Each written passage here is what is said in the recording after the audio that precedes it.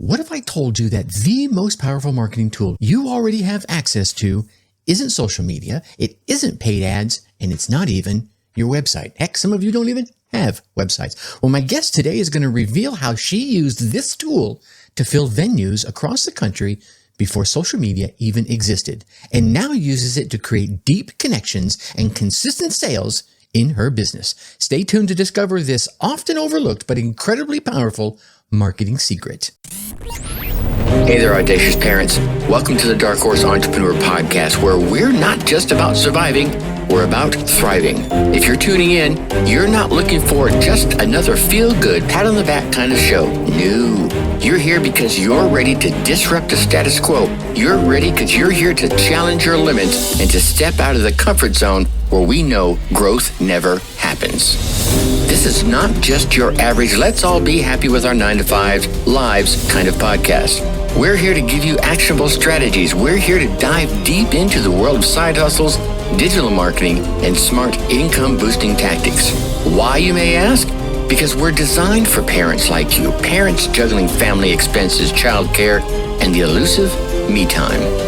We're not just about making money, though. We're about designing a life that you dictate, not one that's been prepackaged in a soul-sucking 9-to-5 box. So, if you're ready to break free and design a life that aligns with your dreams, design a life that aligns with your family, you're in the right place. The Dark Horse Entrepreneur Podcast. What is up? What is up? What the hell is up, my Dark Horse friends and family? You know, in today's world of shiny marketing tools, ooh, look at this, ooh, look at that, and fancy automation, we often overlook one of the most powerful ways to connect with our audience. And that, my friends, is email marketing. But not just any email marketing. I'm talking about the kind that builds relationships, the kind that creates genuine connections, and of course, yes, drives consistent sales. Today, I'm excited to introduce to you Tanya Brody, a seasoned email marketing expert who started her journey collecting emails on paper, literally writing them down while she was touring with her Celtic band. She's gone from those humble beginnings to helping entrepreneurs craft email marketing strategies that convert. And that's where the magic is. What I love about Tanya is her focus on authentic connection versus those pushy sales tactics. Buy from me now, buy from me. You know what I'm talking about. You've seen them in your inbox. When most people think about email marketing today, they picture automated sequences and fancy sales funnels. But at its heart, email marketing is really just about something much more fundamental. It's about building real connections with real people. And no one understands this better than my guest today, Tanya Brody, who learned this lesson in a rather unique way, touring with a Celtic band. Well, it's funny that you mentioned that history of email marketing because this weird lump behind me is actually a harp. And I was a professional touring musician for several years. I played with a Celtic band. I traveled all over the country playing music, and I collected email addresses on a piece of paper. And I had to get people to write down their name, their email address, and their zip code. And I was lucky if I could read it all. So that's how long I've been doing email marketing, is from when you could actually still send stuff from your account. That was like before ESPs were a required thing. Mm-hmm. So it's been a long time. I was doing that in the late 90s, early 2000s. So, and what I did with all of those email addresses was I told people when we were going to be playing and where we would be. Hey, we're going to be in your area at these places. But we also sent a monthly newsletter. We let people know about our new albums coming out. We let people know about all the merchandise we had. We told them funny stories from our tour. The whole point of that was to build community, to get people to show up to our shows. Did you catch that? Before all the fancy tech was even out there, all that fancy tech that we have today, Tanya was building a community on handwritten emails, one email address at a time. And here's what's fascinating about that.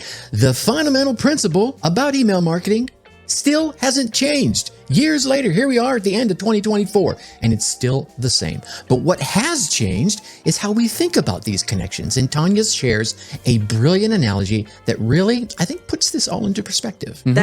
That is the point of your email list. Now, a lot of people, you were saying people create the WhatsApp and the Facebook group and all of that stuff. And I feel like those are great. Those are really, really useful. But as you say, A, you don't own those. Mm-hmm. The Dark Horse Entrepreneur Podcast. And B, there's a huge difference to me between those things. So to me, the difference between any form of social media, any platform you do not own, and an email list is one of them is like being on a dance floor in a crowded club, right? Mm-hmm. There's all sorts of stuff going on around you. There's all sorts of stuff to distract you. And it's like having a conversation going, what? What did you say?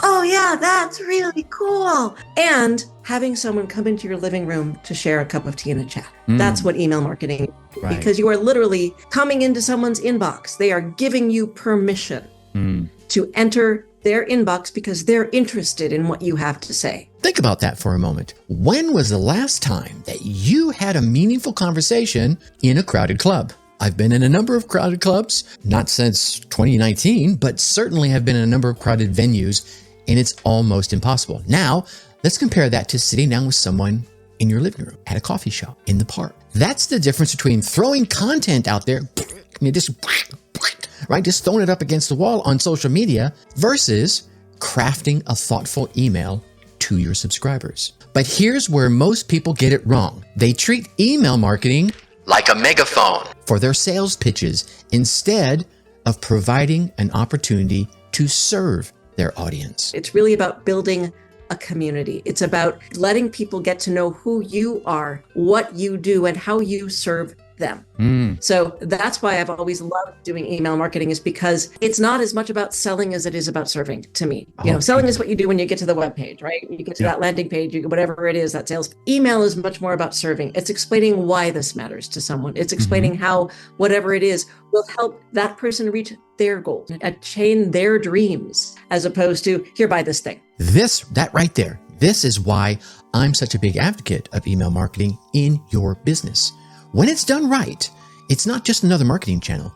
It is literally your direct line to building real relationships with people who have said, hey, I want to hear from you. And you know what happens when you consistently show up to serve your audience? Yeah, they start to trust you. You see, every time you send an email that helps them solve a problem, that helps share a valuable insight, or even just puts a smile on their face, brightens someone's day, you're building that trust.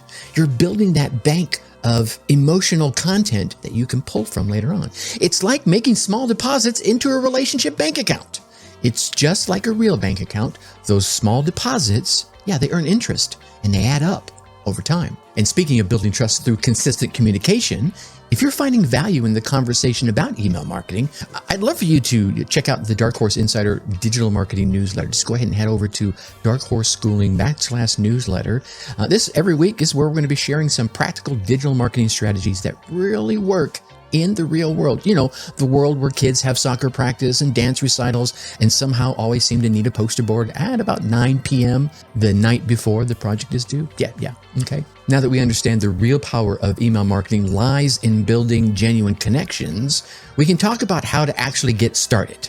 And here's the good news, ladies and gentlemen. You don't need a complicated tech stack or all these different tools or a massive following to get started. In fact, as Tanya's going to tell us, there are 2 straightforward paths that you can take. So there are 2 ways you can go about that. Number 1 is you can create a list of people you know and or who are already your customers, if you're in that situation, and start emailing them. You send an email out that says, hey, I'm starting this thing. You're already a customer, or you're a friend of mine and I thought you'd like to know how to do this. And you send them an email. And you make sure that you say, if you never want to hear from me again because this doesn't interest you, click the unsubscribe button at the bottom of this email. You'll never hear from me again. Right. If you do want to hear from me, just hang out. I've got some interesting stuff to say. Sure. If you never buy from me, but you want to read these emails, that's how I started my email list. I love how simple that first approach is. Start with people you already know, but what about that second path? This is where we can get into what marketers call a lead magnet.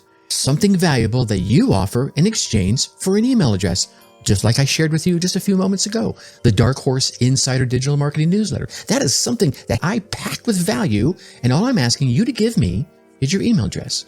Let's go there. That is a totally legitimate way to start an email list. Now, to grow that email list, or if you want to start totally from scratch, this way, what you do is you create something people want. That is that lead magnet, that opt-in bribe, freebie, whatever you want to call it. Sure.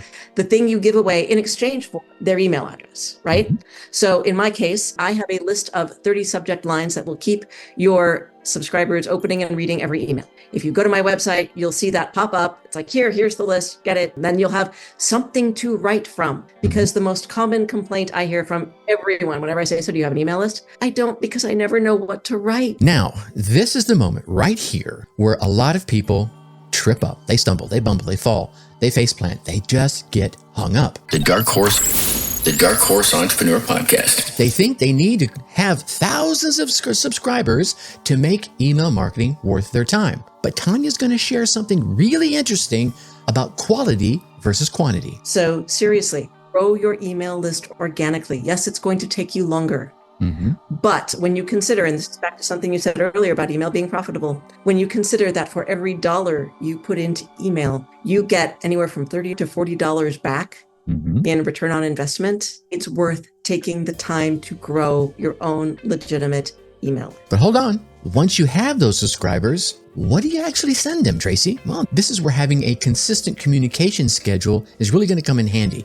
And Tanya has a bit of a brilliant approach to this. I get people onto that list, and then I'm sending them emails regularly about interesting things going on in email marketing, things that are relevant to AI, things that are relevant to whatever it is I am selling or doing that week. I send 2 emails a week. I send one on Tuesdays that usually directs people to a blog post of some sort. And I send one on Thursdays that is always either what I call a sales email, in that it's got a soft sell at the end, or it has a reply to of some sort. Hey, tell me what you think about. But it's always some sort of content piece, like a thought leadership piece, or a, hey, I heard about this the other day and I thought it would interest you type of piece. I call those my nurture emails. That is really what I'm all about, is sending those regular nurture emails so that you are top of mind when someone reaches that point when they're ready to buy. You see what Tanya's doing there? She's creating a rhythm her subscribers can start to count on, right? It's like a heartbeat. Right? And speaking of rhythms, like I told you about the Dark Horse Insider newsletter, we put it out there every week, giving you a little extra advice, sharing those actionable digital marketing strategies that will fit with your real life. Okay, so now that we've covered how to get started, let's talk about what makes email marketing actually work. And more importantly, what can make it fail. So many people tell you, here's the steps you need to do, but they forget to tell you the things don't do, and do a big red X. Right? So, I've been in the email marketing game, since the 90s, maybe a little bit before that, but definitely since the 90s, I can say with confidence. And I've seen plenty of both, the do's and the don'ts. But what really caught my attention was when Tanya shared this brilliant analogy about the biggest mistake most people make. Think of it as the difference between that friend who, whenever you need help or advice, always shows up and has help and advice. And then every once in a while goes, yeah, can you help me out with this? And that friend who's always asking for help. I need money. Can I borrow your car? Whatever it is. Which one do you want to hang out with? Yeah. No, that's right? a good point. More people want to hang out with the friend that actually helps them as opposed to the friend who just only asks for help. They just take and never give. So it's really about giving. It's help, sell. How much can you help someone before you say, and go buy this thing? That right there. You probably want to go back and re-listen to that, because that was pure gold. That tip right there was worth your time listening to this podcast. But it brings up an important question.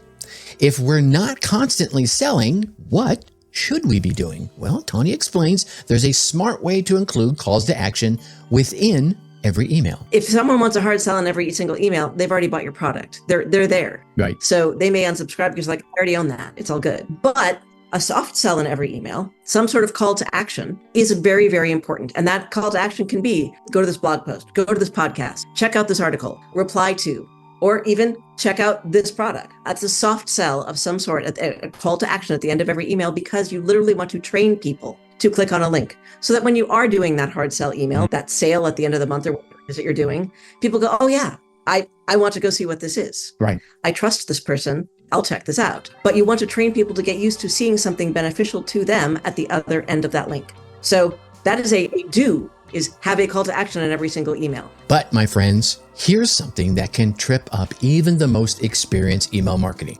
Spam triggers. Oh, right, scary. These are the words and sometimes the phrases that can send your carefully crafted emails straight into the trash can, straight into that ever elusive spam folder. And Tanya's going to share some fascinating insights about this. Another thing is there are actually lists of words out there, and you can find them, usually spam words list or email no-no lists, that you should not be using in your emails because they will get caught by the spam filters. I actually have a couple of blog posts about this on my website.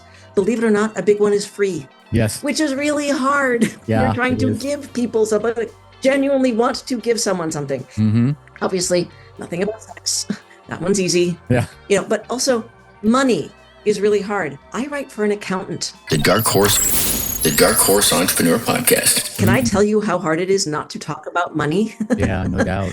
In emails from an accountant? Yeah. That's really hard. So it's you have to think about the language that you're using. Now, Google's gotten better, or all of the spam filters have gotten better about recognizing, okay, this is legitimate content, as opposed to this person is trying to spam. And you know what's really interesting about this? Tanya shared a brilliant workaround for those very trigger words. All ways that you can stay free without actually using FREE in your email. So you can say those things. You just have to find the alternative way to say it that isn't going to set off the spam. These, my friends, are exactly the kind of practical real-world tips that we're jamming into our newsletter. I'm not going to keep blowing this up in your ear, but I want you to pay attention to this. But beyond that, you know what's really fascinating about email marketing in today's world? While everyone else is out there right now, probably you've heard it before you clicked play on this episode, they're out there chasing the latest AI tools and the latest automation strategies. The emails that truly stand out are the ones